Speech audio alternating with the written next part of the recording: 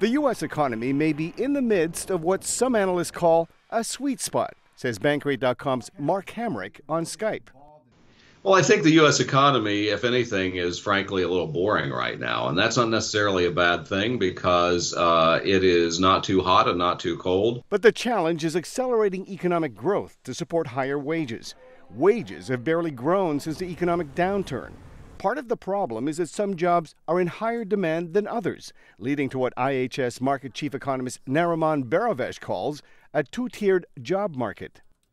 And that is that high-skilled workers, their wages are going up 4%, 5%, whereas low-skilled workers, their wages aren't going up at all. So you've got this split in the labor market.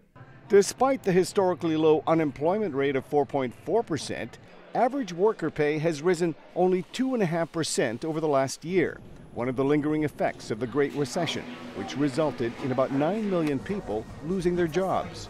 And as these unemployment rates go down, they'll come back in. As they come back in, that continues to put a downward pressure on wages. Namely, they're competing with other workers who do have jobs. The good news is that the unemployment rate is likely to fall further, perhaps as low as 4%. When we talk about full employment, essentially we're saying that would be the level where employment can improve no further.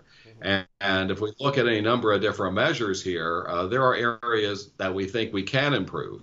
One of the areas for possible improvement includes the 5.3 million people who now work part-time but would prefer full-time employment. Other factors include the higher skill levels now required by many employers.